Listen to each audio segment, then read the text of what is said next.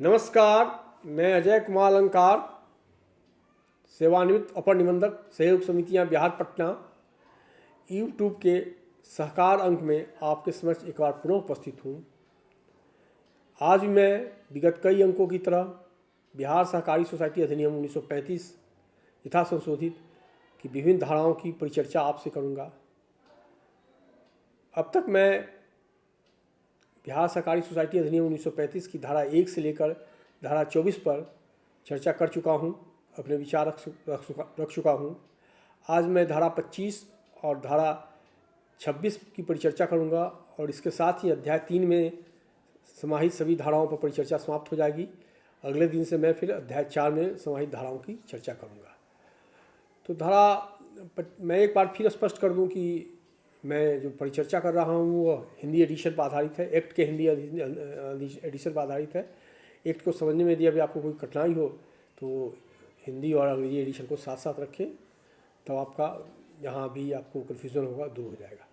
अब धारा 25 की चर्चा मैं शुरू करता हूँ। धारा 25 की उपधारा 1 में स्पष्ट प्रावधान है कि जब तक कोई संशोधन इस अधिनियम के अधीन निबंधित न हो जाए तब तक निबंधित सोसाइटी की विधियों में कोई भी संशोधन विधिमान नहीं होगा। इस अधिनियम का जो प्रावधान है उसके अंतर्गत यदि कोई संशोधन निबंधित नहीं हो जाता है तो उसे विधिमान नहीं माना जाएगा।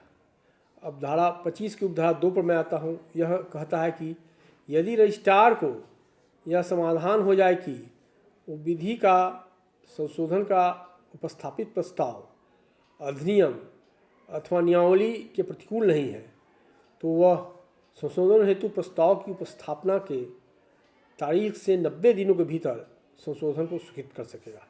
जब भी कोई प्रस्ताव आता है, रजिस्ट्रार के समक्ष आए या रजिस्ट्रार के प्राधिकारी के समक्ष आए, तो उनको देखना होगा कि जो संशोधन प्रस्ताव है अधिनियम और नियमावली के अनुरूप है या नहीं, और यदि अनुरूप पाया गया तो 90 दिनों के अंदर उन्हें संशोधन के प्रस्ताव की मंजूरी देनी होगी।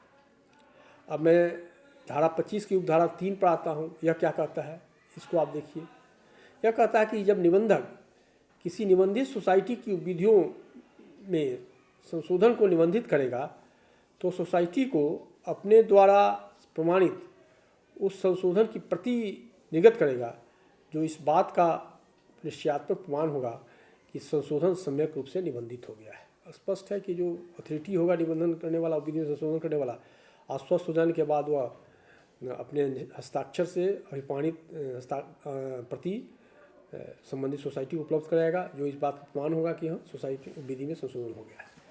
अब धारा 25 की उपधारा 4 की ओर आए। यह क्या कहता है?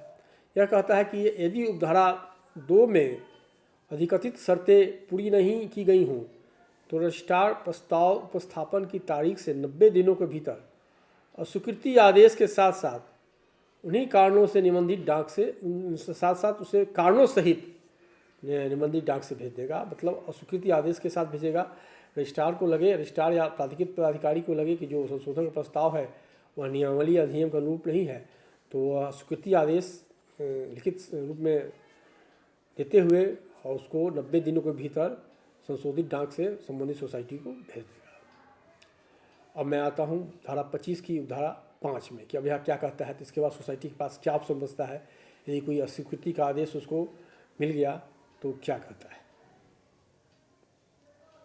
अब धारा 5 में कहता है 25 में, या हो सकता है कि अस्वीकृति का आदेश न भी मिले तो उसके लिए क्या प्रावधान है।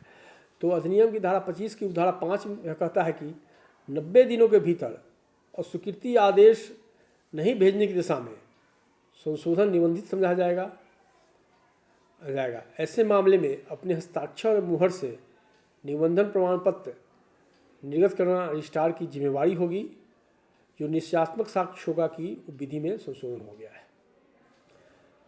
यदि कोई 90 दिन को भीतर नहीं मिलता है तो वो अपने आप समझा जाएगा कि संशोधन निबंधित हो गया होगा, और रजिस्ट्रार या प्राधिकृत प्राधिकारी की जिम्मेवारी होगी कि अपने हस्ताक्षर से मुहर से निबंधन प्रमाण पत्र संबंधित विधि में निबंधन का प्रमाण पत्र संबंधित सोसाइटी को प्रेषित कर दे। विधि में संशोधन की आजकल बहुत चर्चा चल रही है नगर निकाय पैक्सों के संशोधन के संदर्भ में, तो इस पूरे इस धारा को समझने की ज़रूरत है। अब मैं धारा 25 की उपधारा 6 पर आता हूँ। यह क्या कहता है, इसको ज़्यादा देखने की ज़रूरत है कि अब ऑप्शन क्या बच रहा है। उपधारा 6 कहता है कि धारा 4 के अधीन रजिस्ट्रीकृत सोसाइटी द्वारा अस्वीकृति आदेश प्राप्त होने पर अथवा उपधारा 5 के अधीन संशोधन से संबंधित निश्चयात्मक साक्ष्य नहीं प्राप्त होने पर यदि ऐसा आदेश अथवा निश्चयात्मक साक्ष्य की अप्राप्ति ऐसे रजिस्ट्रार से संबंधित हो जिसे सहकारी समिति के रजिस्ट्रार की शक्ति प्रत्याजित हो तो सहकारी समितियों के रजिस्ट्रार के पास, और यदि ऐसा आदेश सहकारी समिति के रजिस्ट्रार का हो तो राज्य सरकार के पास अपील हो सकेगी। मतलब 2 कंडीशन दिए गए हैं। कहा गया कि धारा 4 के अधीन यदि उपधारा 4 के अधीन यदि अस्वीकृति आदेश संसूचित हो तो यदि यह आदेश रजिस्ट्रार के अधीनस्थ पदाधिकारियों को दिया गया हो तो रजिस्ट्रार के यहाँ अपील होगी, और यदि रजिस्ट्रार द्वारा दिया गया हो तो राज्य सरकार अर्थात माननीय मंत्री के यहाँ अपील होगा। फिर दूसरी चर्चा यह है कि यदि जो 90 दिनों के अंदर संशोधन नहीं हुआ और उसको एक निबंधन प्रमाण पत्र संशोधन 90 दिनों के अंदर अस्वीकृति का आदेश संशोधन नहीं हुआ और फिर निर्धारित अवधि के अंतर्गत उसको निबंधन प्रमाण पत्र विधि में संशोधन का प्रमाण पत्र निर्गत नहीं हुआ, तो इस केस में यदि यह मामला रजिस्ट्रार के अधीनस्थ अधिकारी द्वारा हो तो वह रजिस्ट्रार के पास, और यदि रजिस्ट्रार द्वारा हो तो राज्य सरकार के पास अपील करेगा। मैंने दोनों स्थिति में अपील करने का अधिकार धारा 25 की उपधारा 6 देता है। पहले अस्वीकृति की दशा में रजिस्ट्रार के सबऑर्डिनेट ऑफिसर के खिलाफ अपील रजिस्ट्रार के पास होगा और रजिस्ट्रार के आदेश की अपील राज्य सरकार के पास होगा। और निश्चयात्मक साक्ष्य उपलब्ध नहीं कराने की दिशा में यदि अस्वीकृति का आदेश नहीं मिला, जैसा उपधारा 5 में प्रावधान है कि अस्वीकृति का आदेश नहीं मिलने पर संशोधन निबंधित समझा जाएगा और संबंधित अधिकारी द्वारा निबंधक विधि में संशोधन का प्रमाण पत्र उपलब्ध कराया जाएगा। यदि ऐसा प्रमाण पत्र उपलब्ध नहीं कराया जाता है तो फिर वह यदि ऐसे अधिकारी रजिस्ट्रार के अधीनस्थ हों तो रजिस्ट्रार के पास, और यदि रजिस्ट्रार हों तो राज्य सरकार के पास अपील होगा। परंतु इसके में अपील करने का समय सीमा निर्धारित किया गया है, और यह समय सीमा निर्धारित किया गया है, परंतु ऐसा अपील अस्वीकृति आदेश प्राप्ति अथवा साक्ष्य प्राप्ति के 2 महीनों के भीतर ही दायर किया जाएगा। 60 दिनों के भीतर दायर करना है। और मैं अगली धारा पाता हूँ जिसकी भी काफ़ी चर्चा है, वह धारा 26 पंजीकृत सोसाइटी की विधियों में संशोधन निर्देशित करने की रजिस्ट्रार की शक्ति। एक महत्वपूर्ण धारा है। हाल ही में रजिस्ट्रार ने पैक्स की उपधारा में संशोधन हेतु अधिनियम की इस धारा का प्रयोग करते हुए पैक्स की उपविधियों में संशोधन हेतु अधिनियम की इस धारा का प्रयोग करते हुए पत्र निर्गत किया है। सभी पैक्सों के लिए पत्र निर्गत किया है। इसमें मैं चर्चा करता हूँ क्या है। यह धारा 26 मैंने स्पष्ट कर दिया कि जो पंजीकृत सोसाइटी की विधि के संशोधन का प्रोविजन है, और धारा 26 में पंजीकृत सोसाइटी की विधियों में संशोधन निर्देशित करने की रजिस्ट्रार की शक्ति है। अब धारा 26 की उपधारा 1 यह कहता है कि यदि निबंधक को ऐसा प्रतीत हो कि पंजीकृत सोसाइटी की विधियों में संशोधन उसके हित में अथवा आवश्यक अथवा समीचीन है तो वह सोसाइटी के संबंधक सोसाइटी अथवा संघ की राय लेने के बाद उस सोसाइटी को निबंधित डाक से लिखित आदेश जारी करके उस आदेश में निर्दिष्ट समय के भीतर सोसाइटी से ऐसे संशोधन की अपेक्षा कर सकेगा।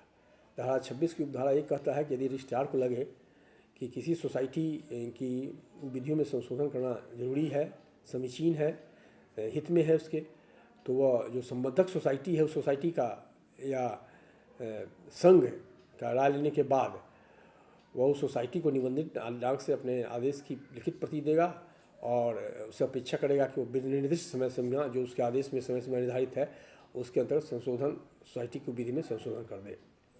जैसे रजिस्ट्रार ने पैक्स के मामले में स्टेट कोऑपरेटिव बैंक से राय लिया है, स्टेट कोऑपरेटिव बैंक की सहमति मिलने के बाद उसने पैक्स की विधि में संशोधन के लिए निर्देश जारी किया है।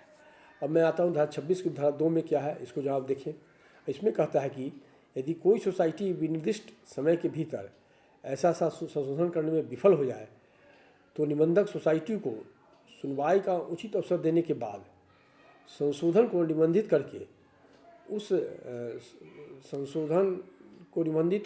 संशोधन की स्वयं द्वारा प्रमाणित प्रतिलिपि सोसाइटी को निबंधित डाक से भेज सकेगा, जो इस बात का निश्चयात्मक प्रमाण होगा कि संशोधन सम्यक रूप में निबंधित हो गया है एवं वह संशोधन उस सोसाइटी के सदस्यों के लिए बाइंडिंग है।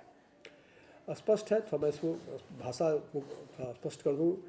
धारा 26 की धारा 2 में कहा गया है कि यदि सोसाइटी जिसको रजिस्ट्रार ने पत्र दिया है कि निर्दिष्ट अवधि के भीतर वह संशोधन करे अपनी विधि में, वह ऐसा यदि नहीं करता है तो रजिस्ट्रार निर्धारित समय सीमा बीत जाने के बाद उसको सुनवाई का अवसर प्रदान करेगा, और सुनवाई का अवसर प्रदान करके वह सोसाइटी के विधि में संशोधन का आदेश निर्गत करेगा और उसका स्वयं हस्ताक्षर से प्रमाणित प्रतिलिपि संबंधित सोसाइटी को भेजेगा, जो सोसाइटी को विधि में संशोधन प्रमाण होगा और यह संशोधन रजिस्ट्रार द्वारा किए गए संशोधन सोसाइटी के सभी सदस्यों के लिए बाइंडिंग होगा, बाध्यकारी होगा। यह स्पष्ट है। अब धारा 26 की उपधारा 3 में यह कहता है कि उपधारा 2 के अधीन पारित किसी आदेश के विरुद्ध कोई भी अपील आदेश जारी की होने की तिथि से 2 माह के भीतर राज्य सरकार के पास हो सकेगा। अपील कहाँ होगा? तो आदेश जारी होने की तिथि से 2 माह के भीतर राज्य सरकार के पास होगा। अपील पर राज्य सरकार के आदेश तथा उस अपील के परिणाम के अध्ययन निबंधक आदेश अंतिम होगा। जो उस अपील पर जो आदेश होगा, राज्य सरकार का आदेश होगा, और जो उसका परिणाम होगा उसके अध्ययन ही निबंधक आदेश अंतिम होगा। तो मैंने 2 प्रावधानों की चर्चा की जो विधियों में संशोधन से संबंधित है।